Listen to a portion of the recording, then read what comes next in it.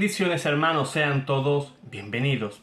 Vamos a reaccionar a un pequeño extracto de un video del padre Arturo Cornejo, en el cual nos habla un poquito de los sacramentos, en especial el sacramento de la unción de enfermos, y también os contaré una pequeña historia real mía, una historia personal mía sobre este sacramento. Así que compartimos pantalla y vamos allá.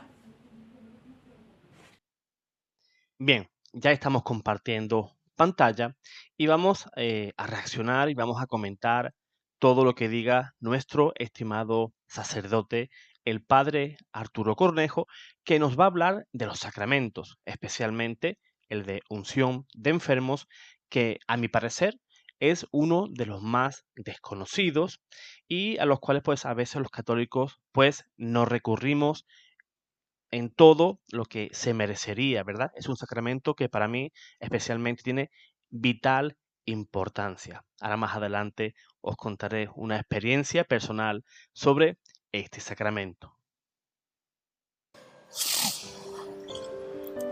La Iglesia tiene 7 sacramentos que la Iglesia no ha inventado. Son 7 sacramentos, no son 6, no son 8 o 10.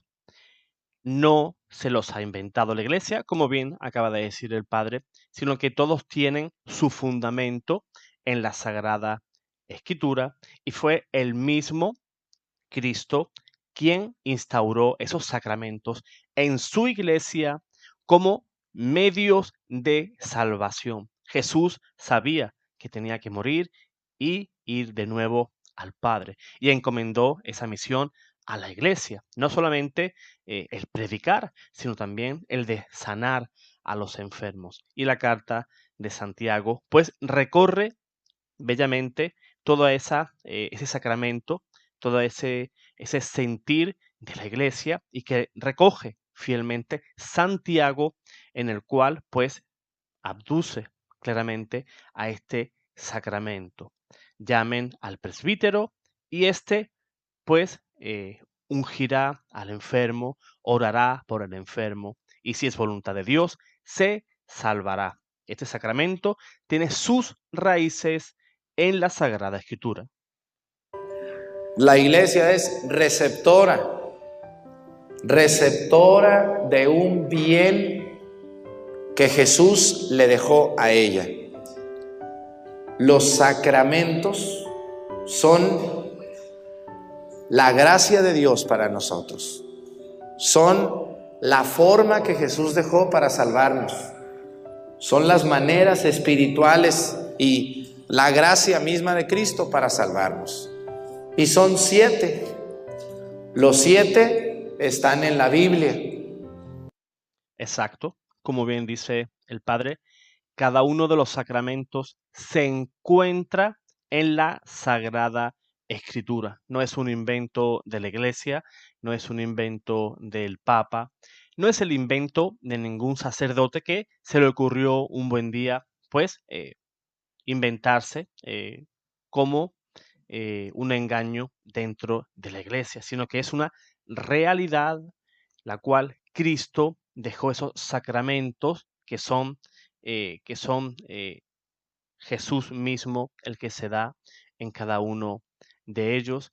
Los sacramentos son signos visibles de una realidad invisible. Además, para recibir los sacramentos, pues tenemos que tener una serie de normas, ¿verdad?, que debemos de cumplir, que ahora el padre Arturo Cornejo pues lo explicará. Pero en este caso, en el sacramento de la unción de enfermos, cualquier cristiano puede recibir ese sacramento, incluso personas cristianas que estén enfermas e incluso ya no tengan conciencia, porque no depende del individuo, sino es Cristo mismo quien es el que imparte la gracia. Y los 7 están, si no directamente en los evangelios, indirectamente sí. Ahí está el bautismo, la confirmación, la Eucaristía, la penitencia, el orden sacerdotal, el matrimonio y por último, la unción de los enfermos. Hablando de enfermos, ¿verdad? Quiero fundamentar la unción de los enfermos con las Sagradas Escrituras, porque yo conozco algunos hermanos separados por ahí que dicen que de dónde sacamos tantas cosas, de dónde los católicos sacan los bautismos de niños, de dónde sacan los novenarios, de dónde sacan la unción, eso ni está en la Biblia. Bueno, pues es que hay que leerla más y hay que estudiar más. Los hermanos no católicos no encuentran todo ese tipo de cosas, ¿verdad? En este caso, los sacramentos, porque leen la Biblia de una manera aislada de la tradición, leen la Biblia aisladamente del magisterio, no la leen en clave católica. Por eso ellos se vuelven locos cuando les afirmas que el sacramento de unción de enfermos sí se encuentra en la Sagrada Escritura, y ellos te dirán pues que no han visto ese sacramento en la Sagrada Escritura y que tampoco la palabra sacramento tampoco existe en la Biblia. Vamos a seguir viendo, a ver la explicación del sacerdote y seguramente será una explicación siempre como la hace el Padre, de una manera muy sencilla, pero al mismo tiempo la explica de una manera muy inteligente y con un mensaje claro para todos los públicos. Y ahí está. Vamos a leer un pedacito de la carta de Santiago. ¿Qué les parece a ustedes? Cuando ustedes vean su Biblia al rato, un día que tengan tiempo, van a abrir su Biblia en la carta de Santiago, que es una de las cartas últimas de la Biblia, escrita según los autores por el apóstol Santiago, según otros por un discípulo de Santiago y según otros por un autor anónimo. No sabemos quién la escribió, pero se llama la carta de Santiago. Dice lo siguiente en el capítulo número 5, 13, 16. Grábenselo bien. Capítulo 5, 13, 16 de la carta de Santiago. Hermanos míos, ¿sufre alguno de ustedes? Que haga oración. ¿Están de buen humor? Que entonen cantos al Señor. ¿Hay algún enfermo?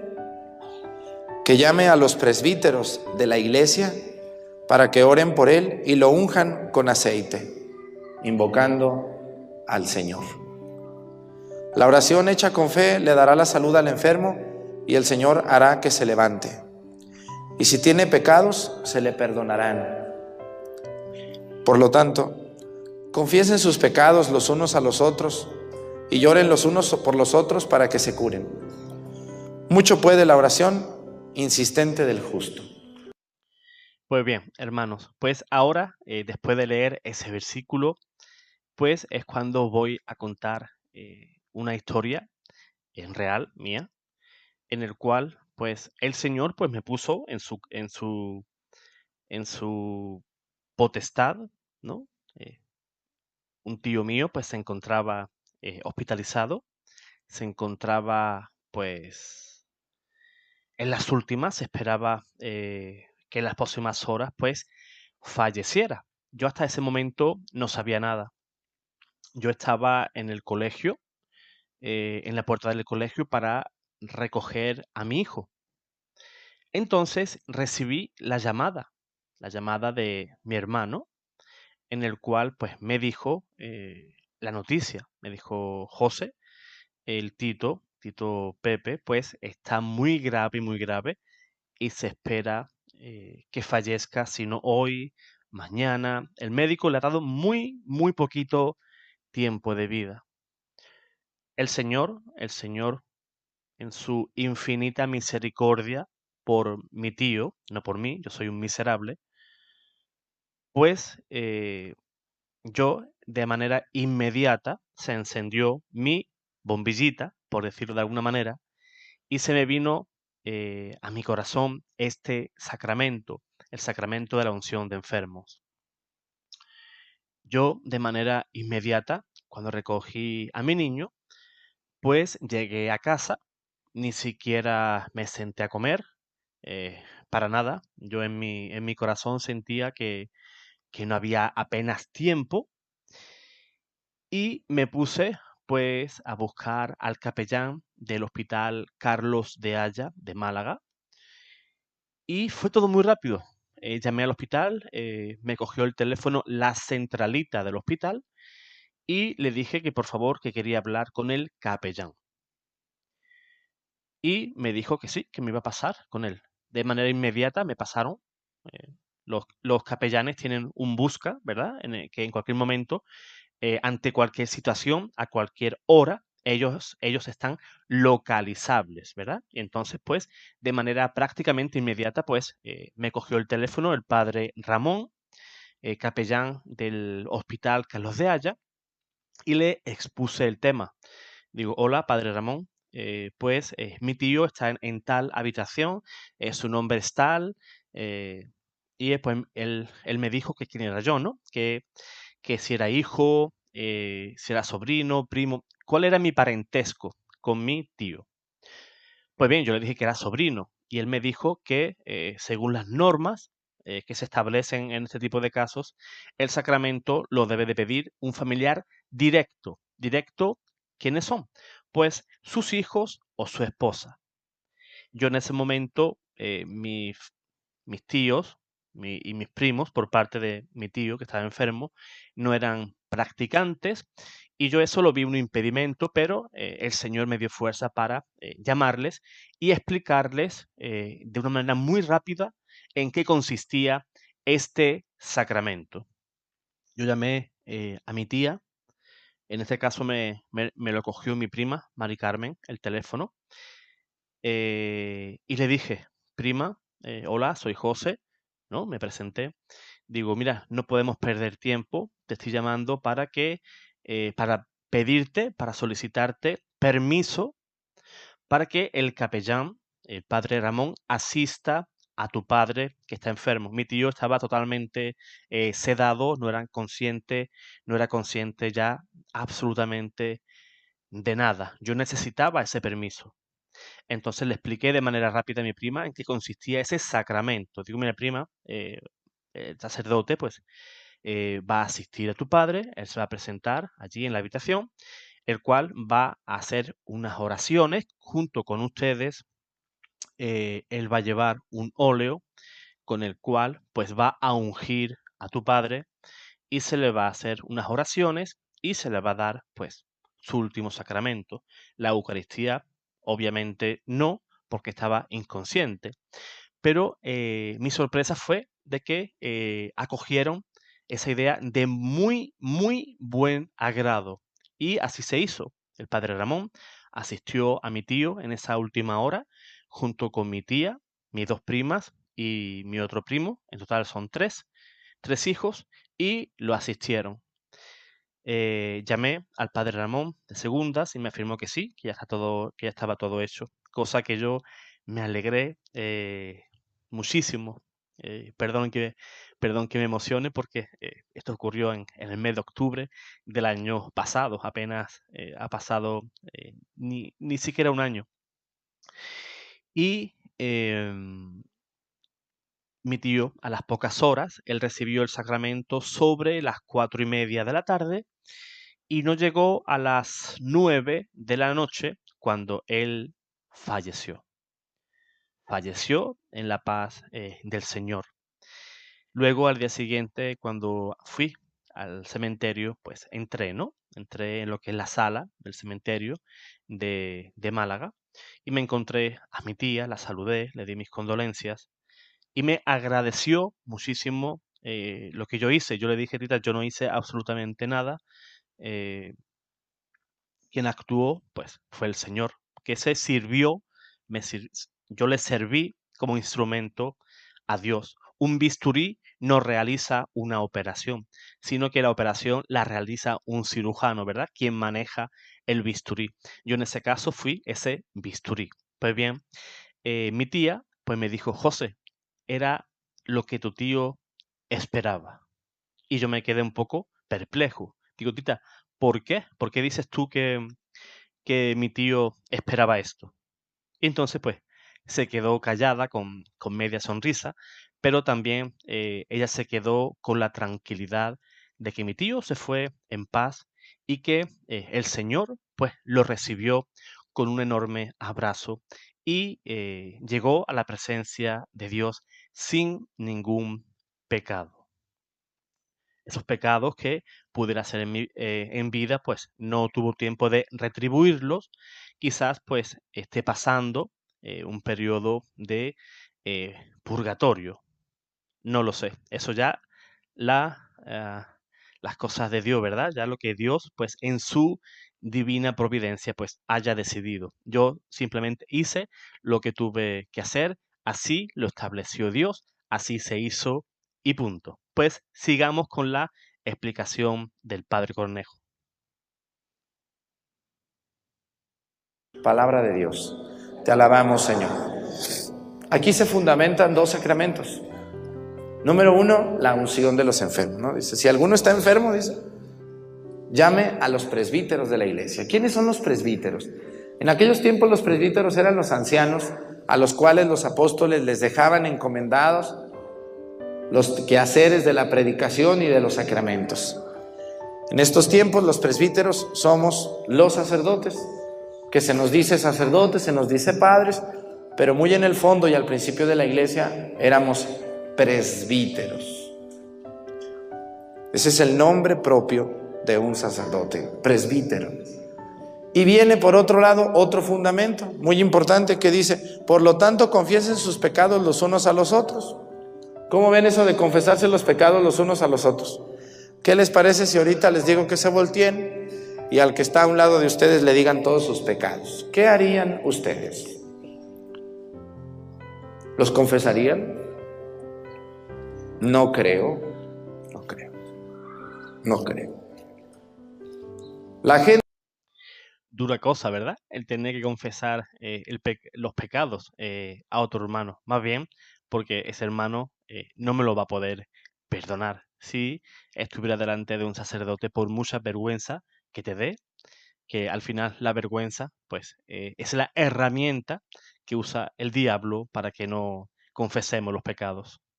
Gente que es muy cerrada o que no estudia nada de la Biblia no encuentra el fundamento de la confesión sacramental. Este es un fundamento indirecto. Dicen, confiésense sus pecados los unos a los otros. Yo sé que entre ustedes no se van a confesar los pecados porque a lo mejor no hay confianza y porque a lo mejor no va a pasar nada si se los confiesas.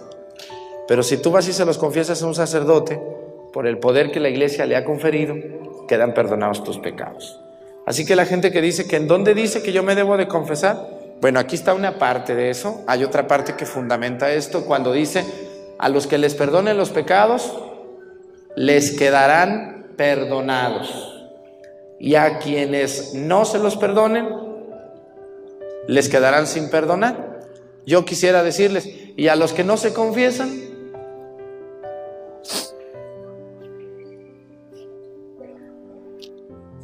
pues es lo mismo.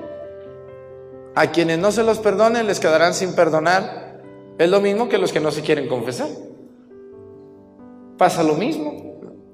No es que la iglesia sea dura y diga, yo no te voy a perdonar los pecados porque... No, pues si él no se quiere confesar. Las Sagradas Escrituras están fundamentadas en la confesión de los pecados. Pero la iglesia, que es muy amable, les ha permitido que a ustedes y a mí no le digamos nuestros pecados a cualquier hija de vecina que se encuentren ustedes en la calle. Pero eso sí ocurre en las sectas protestantes y eso a mí me consta. Cuando yo era protestante, siempre pues había personas que se dedicaban a dar su testimonio y se subían a la tarima y comenzaban a decir qué malos eran, qué fechorías hacían. eh, y eso, pues, a mi parecer, pues, no es correcto. ¿Por qué? Porque habrá personas dentro de esa congregación que con esa información que tú le das, pues va a sacar una imagen que no es correcta sobre ti y sobre todo lo va a usar como arma arrojadiza contra ti en el momento menos esperado. En el caso de hacer una confesión sacramental, existe el sigilo sacramental por parte del sacerdote, el cual no solamente te va a perdonar los pecados en nombre del Señor, sino que no puede, pues, ir contando por ahí tus fechorías, mis fechorías, tus pecados, mis pecados. Eso no lo puede hacer un sacerdote bajo pena de excomunión. Sino que se lo digan a un hombre consagrado que les ayudará para enmendar esos pecados y para fundamentar lo que tú o yo hemos hecho mal. Y dice, confiésense. Dicen, confiesen los pecados los unos a los otros. Ahora viene la pregunta, ¿el sacerdote se debe de confesar con otro? Claro que sí. Es más, yo he podido ver, y seguramente ustedes también, como el mismísimo Papa Francisco se confiesa ante otro sacerdote, y es el Papa. No es que no se vaya a confesar, porque como él es el Papa, pues no se va a confesar. Él es el jefe de la Iglesia, no se va a confesar ante nadie. Pues sí. Todos, como digo todos, somos todos pecadores, desde el Papa, que es el jefe de la Iglesia, hasta el último laico de la Iglesia. Todos somos pecadores, todos pecamos igual.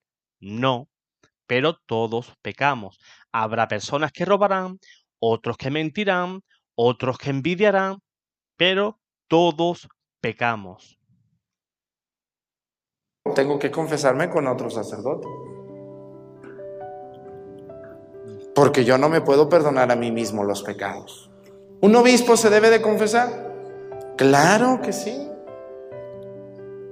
El Papa lo hace, tiene su confesor, que el Papa se confiesa como cualquier hombre que es. Y ahora resulta que tu hijo o tu hija, que se cree dueña y amo del universo, no se confiesa, porque dice que él no hace pecados o por otra tontería más grande. ¿Por qué le voy a confesar yo a un hombre mis pecados? Porque lo dicen las Sagradas Escrituras y porque te conviene. ¿Te conviene? ¿Te conviene a ti? Yo por mí, si nadie se confiesa, ¿qué creen ustedes? ¿Estoy triste? Pues yo contento, menos me canso, menos se me cierra la cabeza, menos me fatigo. Por mí, mejor, no más. Eso es otra parte que nunca reparamos los católicos. No es fácil, por ejemplo, hacer la labor que hacía Padre Pío de estar confesando 18 horas. Si apenas nosotros aguantamos a un amigo de contarnos sus penas, sus fechorías, pues imagínate como Padre Pío durante 18 horas sin parar, con colas interminables, contándote problemas, pecados, fechorías. El sacerdote es persona y se carga. Y a veces, pues, también necesita ese descanso, ese desconectar, ¿verdad? Porque cargamos de cierta forma al sacerdote con nuestras penas. Él es persona y también se preocupa por nosotros. Y a escuchar un problema y otro, pues a veces se sobrecargan y también son personas y se afectan, ¿no? Yo conozco sacerdotes que a pesar de que las personas no acuden demasiado a confesar, sí se sienten afectados, ¿verdad? Porque le duele que ese hijo en la fe, pues caiga de nuevo en ese pecado y vuelva a caer y no se reponga y no se convierta realmente. Y siempre las personas van contándole problemas. Eso que nosotros a veces nos reparamos, y es cierto que ellos se sobrecargan de escuchar problemas tras problemas. Es que no estás obedeciendo lo que dicen las Sagradas Escrituras. Y ahí está el problema. Una persona que dice que se confiesa directamente con Dios, ahí les va, yo no aseguro nada. Muy bien dicho. El padre Arturo Cornejo no asegura nada. ¿Por qué? No es nada seguro. Sí, yo no me hace falta confesarme ante un sacerdote. Yo me encierro en mi dormitorio, le confieso directamente a Dios y Él me perdona. Pero ¿tú cómo sabes eso?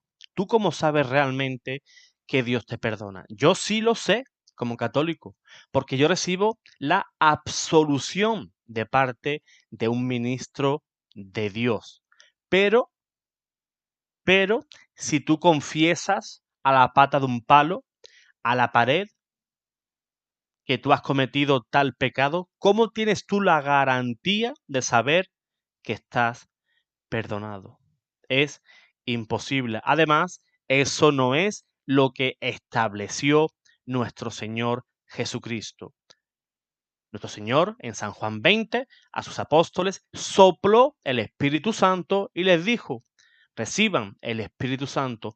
A quienes ustedes perdonen los pecados, les serán perdonados, y a quienes se los retengáis, les serán retenidos. O sea, la Biblia aprueba la confesión ante un hombre y pecadores, porque los apóstoles no eran perfectos, también tenían sus defectos y sus taras, como tú y como yo. Así que eso de confesarte ante la pata de un palo en tu dormitorio a solas con Dios, eso no tiene sustento bíblico.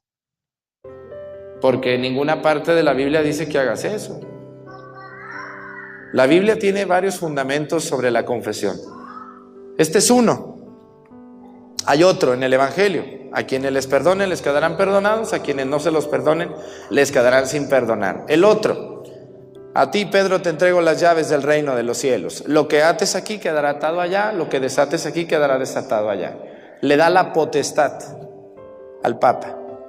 El Papa, con los obispos, que son los apóstoles, tienen la potestad.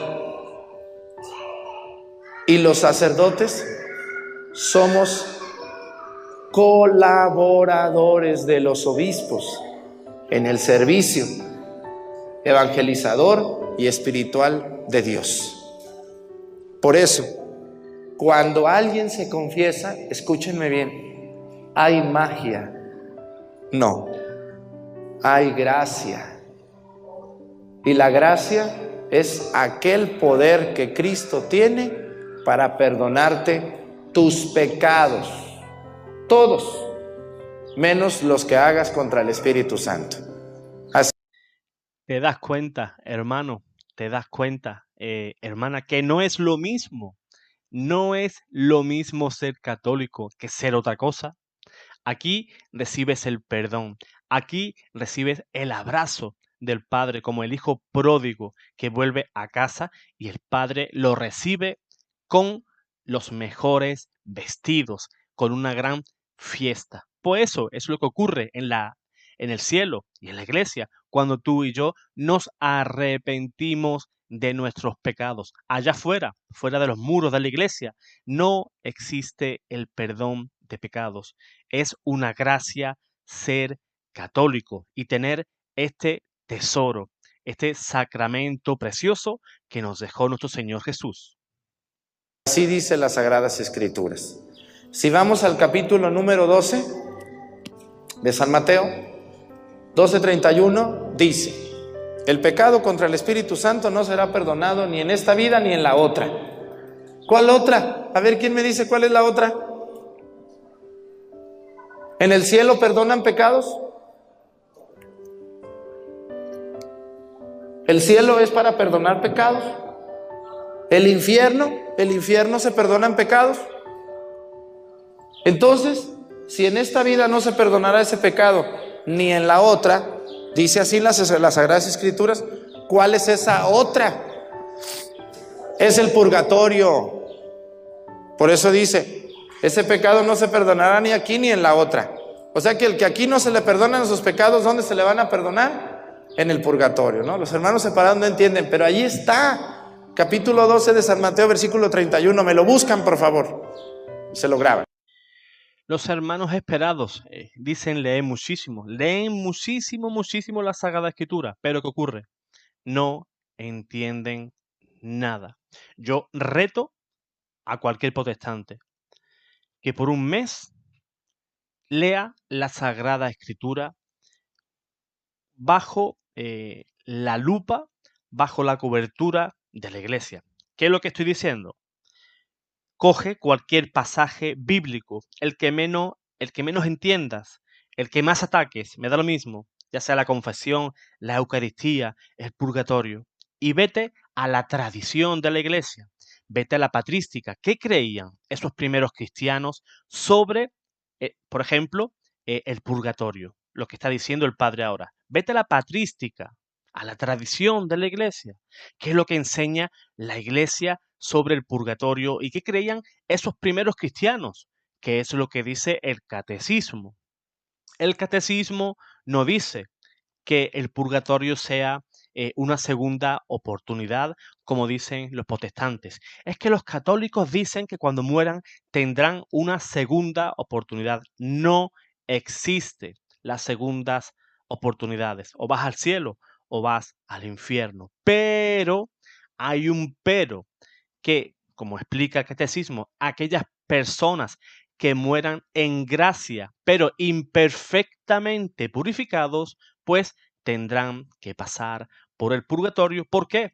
Como dice Apocalipsis 21-27, nada impuro, nada manchado entra al cielo. ¿Pero qué dice el protestante? Sí entran. Yo con mis envidias, con mis malas palabras, yo entro con todo eso. Eso no es así. Mucho cuidado. Bueno, ¿me trae las crismeras, por favor? Bien, damos por terminado este video, el cual pues más adelante haremos otro en el cual vamos a hablar sobre la historia de este sacramento y también lo que nos cuentan los padres de la Iglesia y la Sagrada Escritura sobre este hermosísimo y tan necesario sacramento, el cual yo creo que es un sacramento en el cual los católicos no le prestamos muchísima atención y en el cual pues me gustaría hacer hincapié por el bien de todas las almas. Dios te guarde, Dios te bendiga.